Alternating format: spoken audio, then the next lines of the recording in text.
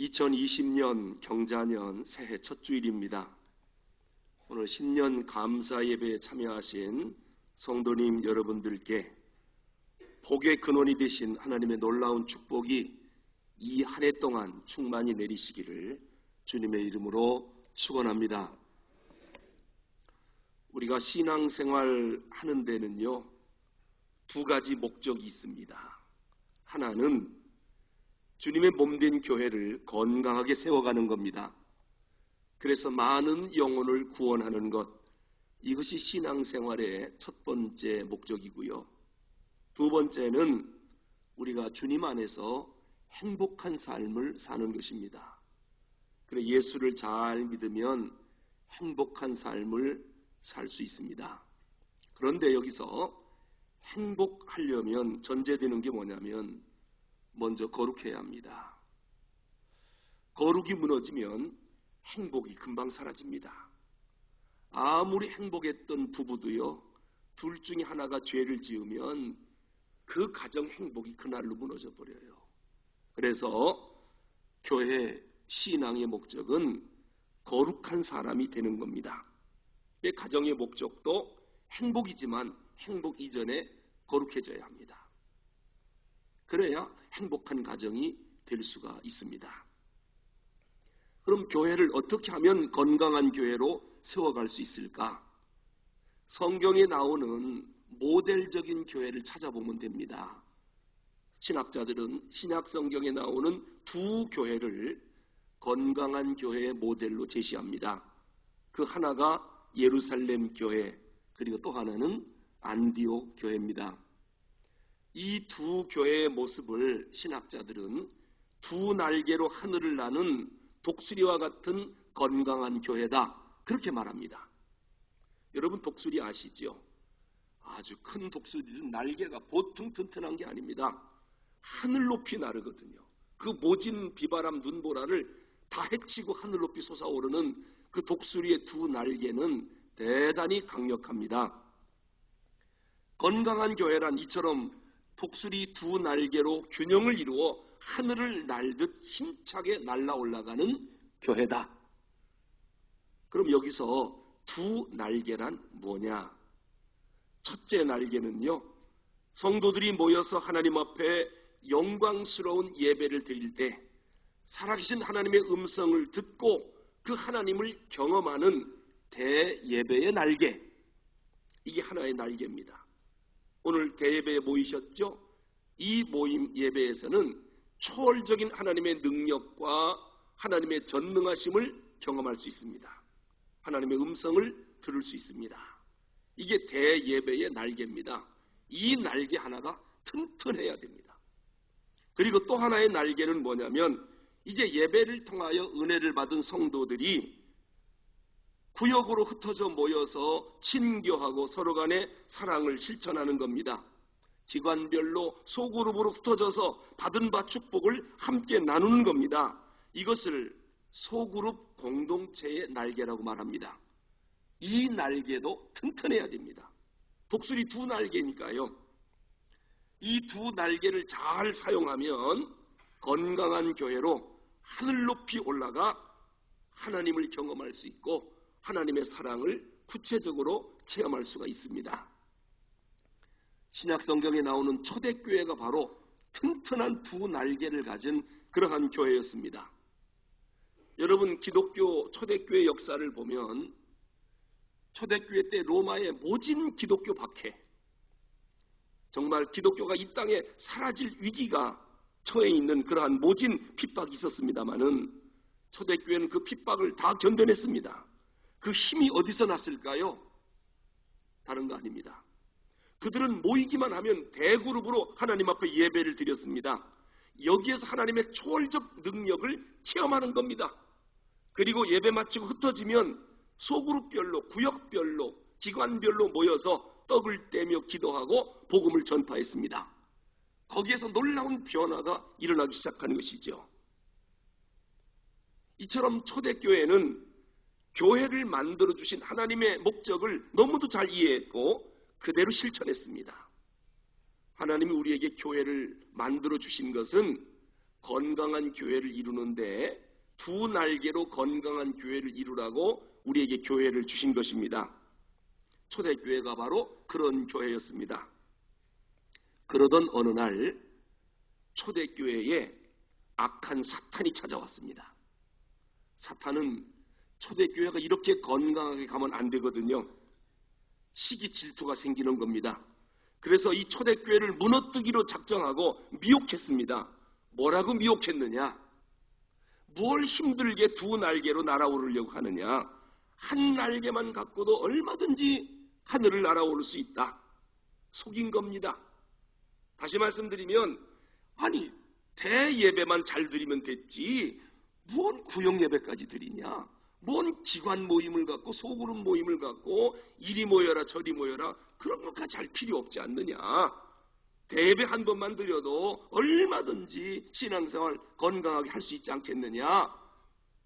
이것을 사탄이 찾아와서 초대교회에 미혹을 한 것입니다. 이건 거짓말이거든요. 왜 거짓말인지 이제 제가 설명을 할 겁니다. 왜 대예배만 갖고는 안 되는지, 왜 소그룹 공동체 모임이 꼭 필요한지 쉽게 말씀드리면 독수리 날개가 왜 두 개가 필요합니까? 하나만 갖고도 하늘 날아올 수 있나요? 한쪽 날개만 갖고 하다가는 뱅글뱅글 돌다가 어지러워서 땅에 추락하겠죠. 사탄이 초대교회에 그걸 미혹한 겁니다. 마치 에덴 동산에서 아담이 하나님께서 선악과를 따먹지 말라 먹으면 죽으리라 했는데 하나님 말씀을 들은 게 아니라 사탄의 말을 들었어요.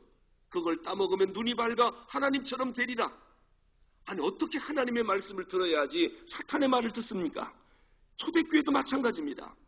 하나님의 말씀, 교회를 세워진 목표대로 목적대로 교회를 이끌어가야 하는데 사탄의 말을 들은 것입니다. 그래서 역사적으로 보면 로마의 콘스탄틴 황제가 AD 313년에 기독교를 국교로 공인한 이후 그 이후 무려 1700년 동안 세계 교회는 사탄의 미혹에 빠졌습니다. 거짓말에 속았습니다. 그래서 소그룹의 날개, 초대교회 때 그렇게 잘 됐던 소그룹의 날개를 꺾어버렸고 대예배의 날개만 갖고 하늘을 날아오르려고 애를 썼던 것입니다. 그래서 중세기 이후부터 기독교는 침체가 되었고 기독교 암흑시대가 왔습니다. 그 아름다웠던 소그룹 날개, 이게 다 어디로 갔습니까? 대그룹 날개만 갖고 신앙생활을 해오다가 그만 추락하고 만 것입니다. 그렇게 하면서 세계교회는 지금 21세기를 맞이한 것입니다. 그동안 서구 유럽 세계교회가 어떻게 변해갔는가 보십시오. 초대교회 아름다웠던 모습은 다 사라졌고 로마 교회로부터 서구 유럽 교회들이 모두 힘을 잃고 다 쓰러져 버렸습니다. 이미 서구 유럽 교회는 다 문을 닫아 버렸습니다. 왜 이렇게 추락했을까요? 날개 하나를 부러뜨려서 그렇습니다. 사탄이 이긴 것입니다. 그러면 21세기를 맞이한 우리 한국 교회는 어떻습니까? 안타까운 것은 지금 우리 한국 교회도 점점 힘을 잃고 추락해가고 있습니다. 그 이유가 뭘까요? 다른 거 아닙니다. 한쪽 날개만 갖고 하늘을 날아오르려고 하니 이게 되겠습니까? 그래도 복음이 처음 이 땅에 들어왔을 때 한국교회 초대교회는요 두 날개로 건강했어요. 주일날 예배 열심히 드리고요, 금요일이면은 각 동네마다 구역이 있어갖고요, 저도 어렸을 때 기억나요. 어머니를 따라서 구역 예배 가서 기도하고 예배 드리고 함께 식사하고, 그리고 교회 소풍을 가도 구역끼리 게임하고, 구역이 얼마나 똘똘 잘 뭉쳤는지 몰라요. 구역을 통해서 모든 슬픈 일, 기쁜 일 다 함께 나누고, 구역을 통해서 믿음이 쑥쑥 자라고, 거기서 하나님의 구체적인 사랑을 체험하고, 이 구역 공동체가 얼마나 좋았는지 몰라요. 그런데 이것이 점점점 무너지더니 여러분 20-30년 전만 해도요 구역 예배가 잘 됐어요. 여러분 우리 두레교회 한번 생각해 보세요. 초창기 20-30년 전에 구역 예배 어떻게 됐는가? 신났지요. 얼마나 잘 모였습니까? 교구가 막 터질 정도로 성장하고 부흥하고. 이거 두레교회뿐만이 아닙니다. 한국교회가 20, 30년 전만 해도 구역예배가 살아있었습니다. 소그룹이 살아있었습니다. 그래서 교회가 1000만, 1200만 명까지 성장을 지속적으로 한 것입니다. 그런데 그만 사탄의 미혹에 빠진 것입니다. 소그룹이 점점점 무너지기 시작합니다. 구역 공동체가 다 무너졌습니다. 이제는 한쪽 날개만 갖고 신앙생활을 하려고 해요. 대예배 주일날 와서 예배 드리는 거 이거 하나면 충분하다고 생각했어요. 그런데 한국교회는 그 이후로 점점점 줄기 시작했고 힘을 잃기 시작했고 그만 땅바닥으로 추락해가고 있는 것입니다. 사탄의 전술 전략이 맞아 들어간 겁니다. 초대교회의 그 아름다웠던 모습들, 모이면 떡을 떼고 서로 교제하고 함께 신앙을 나누고 삶을 나누고 축복을 나눴던 아름다운 소그룹 공동체가 한국교회에서 다 사라진 것입니다. 제가 한 달에 한 번씩 그리고 매주 화요일날 조찬에 성경 공부 모임이 있어요. 그 모임은 그래도 꽤 큰 대형 교회 목사님들이 모여서 함께 삶을 나누고 말씀을 갖고 함께 공부를 하거든요. 거기서 이제 각 교회의 소식을 제가 다 듣습니다. 지금 목사님들이 하나같이 고민하는 게 뭐냐? 구역이 다 무너졌다는 거예요. 교회마다. 도대체 구역 예배가 안 된다는 거예요. 그래서 한국교회 미래가 너무도 뻔한 겁니다. 그래 우리가 함께 모여서 무슨 생각을 하느냐? 한국교회에 지금 생사 갈림길에 놓여있는 큰 위기에 빠졌다. 이렇게 힘을 잃고 무섭게 추락해가고 있다. 계속 이렇게 가다가 몰락할 것인가? 아니면 다시 부러진 날개를 고쳐서 힘차게 하늘을 향해 또다시 날아 올라갈 것인가? 초대교회에 나타났던 그 능력을 한국교회가 다시 회복해서 세상을 멋지게 정복해 나갈 건가? 아니면 서구 유럽 교회들처럼 이대로 추락하고 몰락할 것인가? 생사 갈림길에 놓여 있다. 하나같이 그렇게 말하고 있습니다. 이것이 교회에 대한 에베소서의 첫 번째 교훈입니다. 에베소서는 교회론을 말하는 책입니다. 거기서 교회는 어떻게 건강한 교회가 되느냐? 두 날개입니다. 이것이 첫 번째 교훈입니다. 그리고 두 번째 에베소서의 교훈은 뭐냐?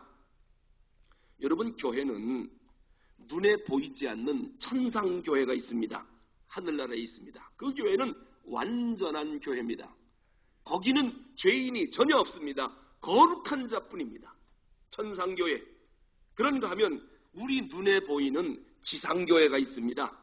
두레교회, 소망교회, 명성교회, 영락교회, 이게 다 지상교회들입니다. 이게 눈에 보이는 교회들입니다. 그런데 이 지상교회는 완전한 교회가 아닙니다. 불완전한 교회입니다. 교회 자체에 문제가 있어서 불완전한 게 아니라 교회를 구성하고 있는 성도들, 우리들이 완전하지 않기 때문에 지상교회에 흠이 많은 겁니다. 교회가 뭐 그래? 교회가 왜 그래? 그럴 수밖에 없어요. 왜냐? 여기는 완전한 사람들이 모인 게 아니라 불완전한 죄인들이 모인 곳이기 때문에 이걸 고치려고 해도 잘 안 고쳐지거든요. 그래서 지금 계속 공사 중입니다. 원래 형편없던 사람들이 교회를 찾아와서 거룩한 인격으로 지금 만들어가고 있는데 아직 완성이 덜 돼갖고 잡음이 많아요. 여러분, 공사 중일 때는 먼지가 많이 나잖아요. 지금 병에 걸렸는데 이거를 치료하는 중이라 그렇게 신음소리가 많이 나는 거예요. 교회 안에. 지금 계속 치료 중입니다. 다행히도 잘 치료를 받은 사람은 그래도 공사가 거의 다 끝났기 때문에 인품이나 인격이 아주 성숙해서 예수님 닮아가고 있어요. 그런가 하면 많은 성도들이 아직 덜 고쳐졌어요. 완전히 치료가 안 끝났기 때문에 교회 안에 먼지가 많이 나고 잡음이 많이 나는 거예요. 지상교회도 천상교회처럼 완전하면 얼마나 좋겠습니까? 교회가 왜 그래? 불평하는 이유가 뭡니까? 지상교회를 천상교회처럼 똑같이 생각하기 때문에 거기에서 오는 오해 때문에 그래요. 이 지상교회는 아직 덜 치료받은 사람들이 많이 있기 때문에 비난받는 일도 있을 수 있다는 겁니다. 하지만 사람의 본질을 변화시키고 고치는 곳은 그래도 교회밖에 없어요. 여러분, 어디 가서 사람을 변화시키고 고칩니까? 안 됩니다. 어디로 보내도 사람의 본질을 변화시키진 못합니다. 교회만이 그것이 가능한 것입니다. 그런데 이 지상교회 내에서 치료가 가장 활발하게 일어나는 곳이 어딜까요? 많은 사람들이 모인 대그룹 예배의 자리는 말씀드렸듯이 초월적인 하나님의 영광과 능력은 체험할 수 있어요. 은혜 받고 감동도 받아요.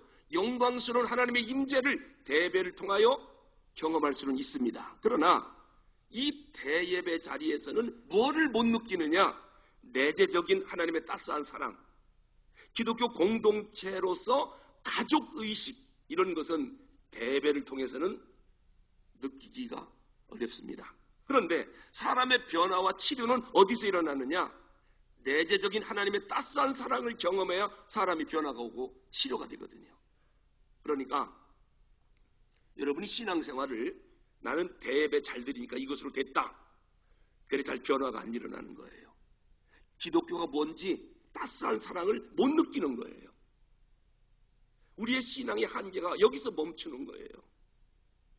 하나님의 따뜻한 사랑은 어디서 느끼느냐? 소그룹에서 느끼는 거예요.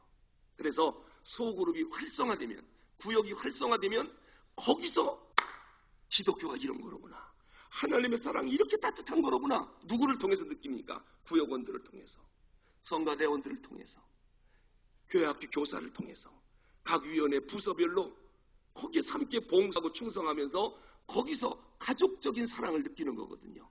그 사랑을 느껴야 사람에게 변화가 오거든요. 교회를 다녀도 변화와 치료가 안 되는 이유는 소그룹 공동체가 무너졌기 때문입니다. 오늘 임명주일입니다. 여러분 주보 사이에 소책자 보셨지요? 금년도에 충성할 각 부서의 일꾼들을 임명을 해놨습니다. 그게 도대체 무엇을 의미하는지 여러분은 꼭 기억을 해야 됩니다. 이제 우리가 소그룹으로 모여서 각종 섬김과 봉사의 현장, 거기에서 섬김이들을 오늘 임명을 하는데요. 우리가 꼭 이것을 좀 기억을 했으면 좋겠습니다. 우리가 하나님의 교회를 건강하게 이루어 가는데 우리가 각자가 맡은 바 사역이 다 있습니다. 교회를 저는 축구장에 비유하고 싶어요. 축구장. 여러분 축구장에 가면 우선 운동 선수들이 있습니다. 감독이 있고 관중들이 있고 코치가 있고 아나운서, 해설자, 심판이 있습니다. 이게 축구장 모습 아니겠습니까? 그런데 하여튼 축구장에서 주인공은 누굽니까? 오늘 운동장에서 뛰어야 할 선수들이 주인공입니다. 이 선수들이 잘 뛸 수 있도록 감독, 코치해주는 코치가 있죠. 그리고 심판은 뭡니까? 잘 뛰되 법과 규칙을 지키도록 심판이 있고, 아나운서나 해설자는 이 경기가 재밌게 진행될 수 있도록 뉴스를 통해서 온 나라에 다 알려주는 일을 아나운서나 해설자가 하고 있습니다. 어쨌든 모든 사람들은 선수들이 운동을 잘할 수 있도록 돕는 역할을 하는 것이 축구장입니다. 그런데 만약에요, 선수들은 전부 관중석에 앉으라. 그리고 누가 선수로 뛰느냐? 아나운서, 해설자, 심판, 감독, 코치들이 나와갖고 자기들이 공을 차겠다는 거예요. 선수는 다 어디 앉아 있고요? 관중석에서 구경하라는 거예요. 그럼 그 축구 경기는 어떻게 될까요? 월드컵에 나가서 그렇게 운동장에 선수들은 관중에 앉혀놓고 감독이나 코치나 아나운서나 해설자가 선수로 뛴다면 그 경기 이기겠습니까? 아마 10대 0이 아니라 20대 0, 30대 0으로 질 겁니다. 완패당할 것입니다. 그런데 지금 교회가 그런 일을 하고 있습니다. 이제라도 늦지 않았습니다. 빨리 교회는 자기 위치와 자기 자리를 찾아야 됩니다. 여러분, 운동장에서 실제로 뛰는 선수가 누굽니까? 여러분들입니다. 성도들입니다. 여러분이 선수예요. 그럼 여러분들이 잘 뛸 수 있도록 영적으로 훈련시키고 코치해주고 여러분의 은사를 발견해서 적재적소에 골키퍼를 봐야 되는지, 최전방 공격수인지 미드필더인지 아니면 풀백이든지 여러분의 위치를 잘 정리를 해주는 것, 이건 누가 하느냐? 목사가 할 일입니다. 그리고 뛰는 거를 위에서 보면서 작전 지시를 계속 내리는 거, 이것은 감독과 코치가 하는 일이거든요.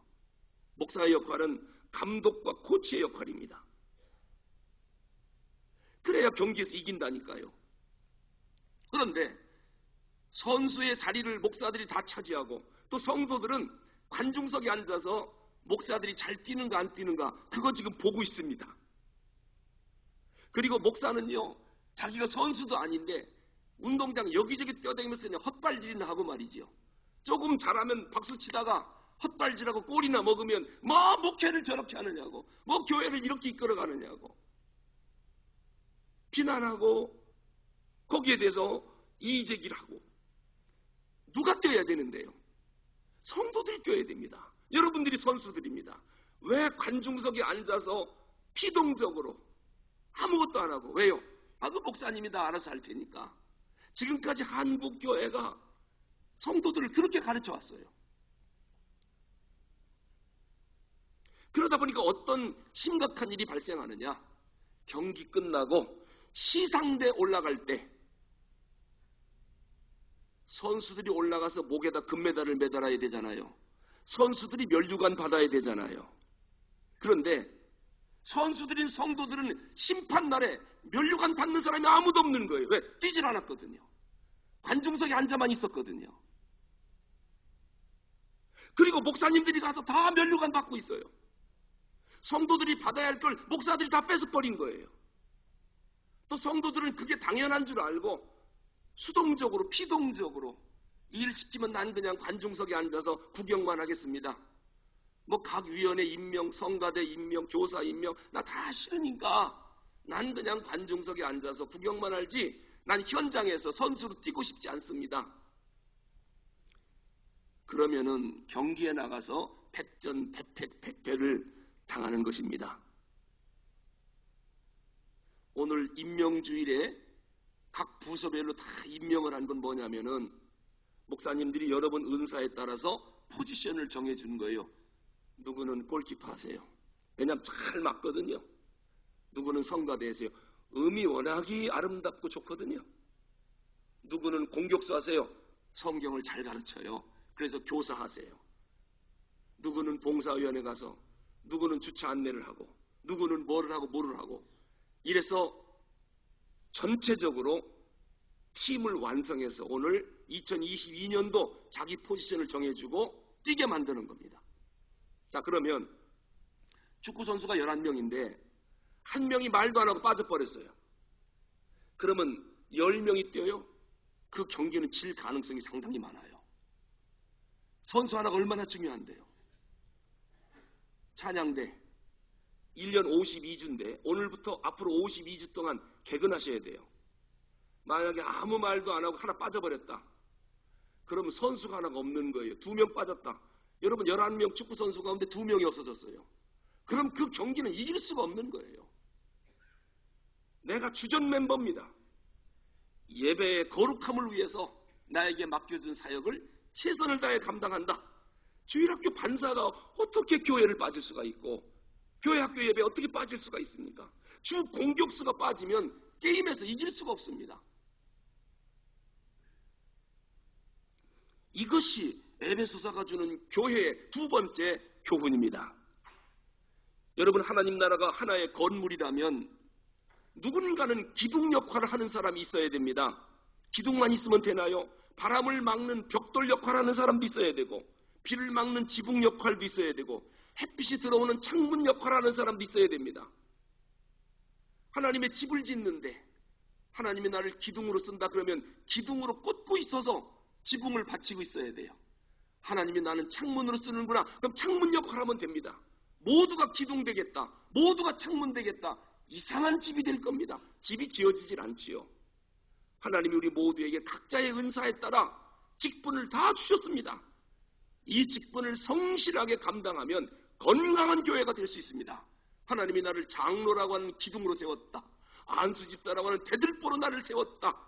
권사라고 하는 지붕으로 나를 세웠다.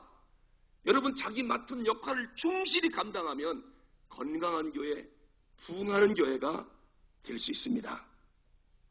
교회는 뭐냐? 오늘 에베소서가 말씀하는 겁니다.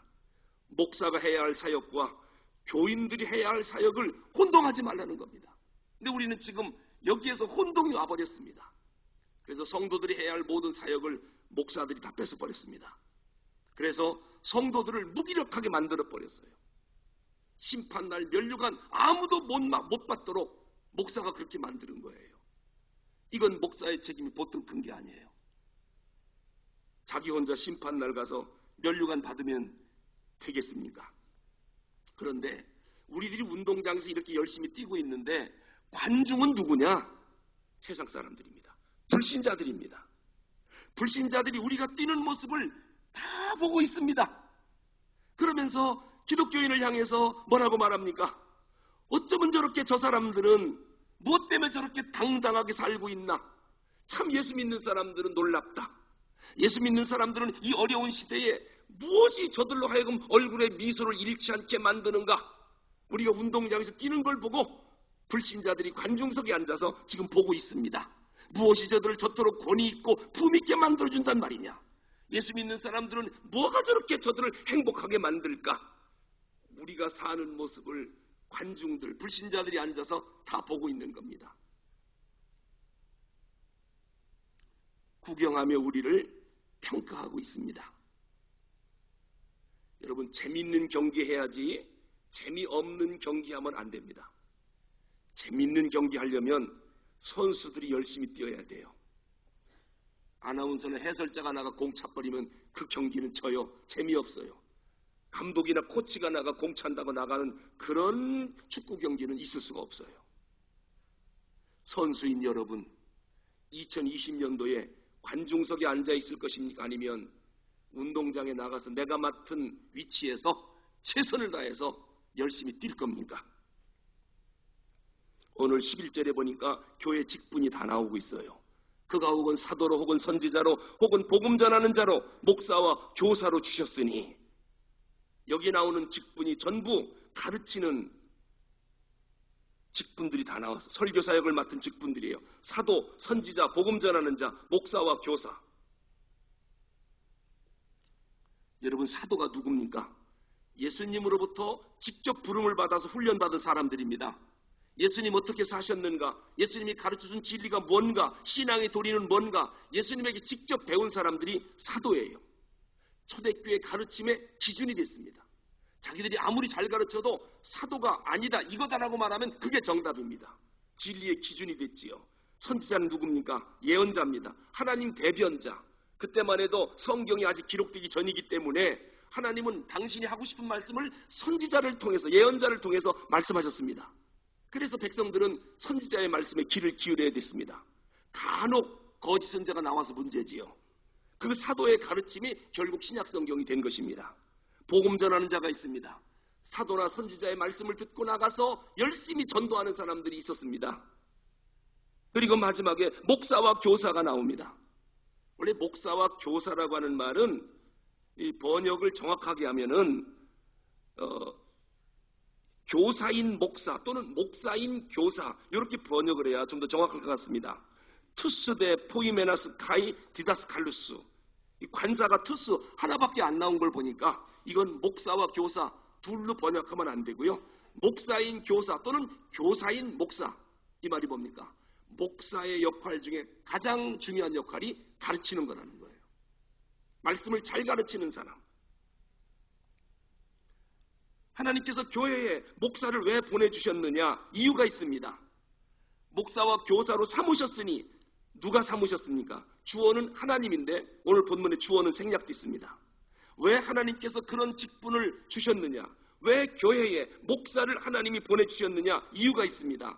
이는 성도를 온전하게 하여, 성도를 온전하게 만들어서 봉사의 일을 하게 하며 그리스도의 몸을 세우려 하심이라. 봉사하게 하고 그리스도의 몸을 세우게 하려고 목사를 보내줬다는 거예요. 첫째로 성도를 온전케 하라는 게 무슨 얘기입니까? 잘 양육하라는 거예요. 성도들을 잘 양육하게 하라. 여러분, 양육은 목사만 하는 게 아니라 은혜 받은 성도는 누구든지 양육해야 할 의무와 책임이 있습니다. 왜냐? 내가 양육해 놓은 그 사람이 주님 앞에 갔을 때 나의 면류관이거든요. 여러분, 바울은 항상 디모데를 향해서 뭐라고 그랬느냐? 너는 나의 면류관이다. 내가 천당 갔을 때 내 면류관은 바로 너다. 왜요? 바울이 가르쳐 놓은 제자거든요. 여러분에게 묻겠습니다. 지금까지 예수를 믿으면서 내가 가르쳐서 제자 삼은 사람이 몇 명인가 세보세요. 한 명입니까? 천국 갔을 때 면류관 하나 받을 거예요. 그 사람이 10명입니까? 10개 면류관 받을 거예요. 내가 가르쳐 세운 제자가 아무도 없습니까? 면류관 받을 생각은 너무 무리한 생각입니다. 잘 양육하라. 성도를 온전하게 해야 할 책임이 우리 모두에게 있다는 거예요. 양육할 책임. 그래서 제자 훈련을 제가 목이 터지도록 외치는 거예요. 왜? 여러분 나중에 천당 가서 면류관 받으셔야 되잖아요. 그래서 제가 가르치고 저한테 가르침 받는 사람이 또 다른 사람을 가르쳐서 면류관 만들어 놓으라는 거예요. 만약에 두레교회 성도들이 천국 갔는데 아무도 면류관을 못 받는다. 저는 하나님 앞에 끌려가서 목회를 왜 그따위로 했느냐고 책망할 거예요. 전 그런 책망 듣고 싶지가 않아요. 그래서 여러분에게 제자 훈련을 계속 보급하고 싶어 하는 거예요. 그래서 봉사 일을 하게 하며 각종 교회 사역을 잘 감당하도록 양육하라는 겁니다. 그래서 세 번째로 그리스도의 몸을 세우려 하심이라. 그리스도의 몸은 교회입니다. 교회 몸을 세운다. 영어 성경에 빌드업이라고 돼 있어요. 성장하다, 부흥하다. 그러니까 이 말씀을 의역하면 이겁니다. 교회에 목사를 보내주신 이유는 성도들을 잘 훈련시켜서 신앙을 온전하게 만들어 교회 사역을 잘 감당케 함으로 그리스도의 몸인 교회를 부흥시키라고 교회마다 목사를 보내줬다는 거예요. 그런데 우리는 지금 오해하고 있어요. 교회를 세우는 사람을 목사라고 생각해요. 아닙니다. 교회를 세우는 사람은 목사가 아니라 성도들입니다. 그 성도들이 교회를 잘 세울 수 있도록 도와주는 역할을 하는 사람이 목사거든요. 그거 도와주려고 제가 온 것입니다. 그런데 성도들은 그 부분에서 오해해서 목사님이 교회를 다 세울 거고 알아서 다 할 거고 우리는 관중석에 앉아서 구경이나 하자. 그러니까 면류관이 없는 거예요. 하늘 상급이 없는 거예요. 성도들이 받을 상급을 목사들이 다 뺏은 겁니다. 이건 옳지 않습니다. 자, 그렇다면 이제 우리 두레교회는 2020년도에 어떻게 해야 되겠습니까? 어떻게 해야 건강한 교회, 부흥하는 교회가 되겠습니까? 성도들이 직접 나서야 됩니다. 이것을 제2의 종교개혁이라고 그래요. 제1의 종교개혁은 마틴 루터가 1517년 사제들만 갖고 있던 성경을 독일어로 번역해서 성도들도 성경을 읽게 만든 거, 이게 제1의 종교개혁이에요. 그럼 제2의 종교개혁은 뭡니까? 목사들이 다 차지하고 있는 이 사역을 성도들에게 본래 목적대로 나누어 주는 겁니다. 이것이 제2의 종교개혁입니다. 근데 아직도 이 개혁이 안 이루어지고 있습니다. 우리에게 맡겨준 은사에 따라 이 달란트를 잘 감당해야 심판날에 하나님이 여러분에게 말씀할 거예요. 착하고 충성된 종아, 열 고을을 다스리는 권세를 내가 주겠다. 그리고 예비해 놓은 천국 잔치에 참여하도록 해라. 이런 칭찬을 받아야지 주신 사명 감당 안 하고 관중석에 앉아 구경만 하다가 천당 가면 악하고 게으른 종이라고 책망받을 거예요. 2020년 오늘 임명주일에 잘 임명받으시고 죽도록 충성하는, 그래서 2020년도에는 우리 두레교회가 두 날개로 하늘 높이 올라가는 복된 한 해가 될 수 있기를 주님의 이름으로 축원합니다. 기도하겠습니다.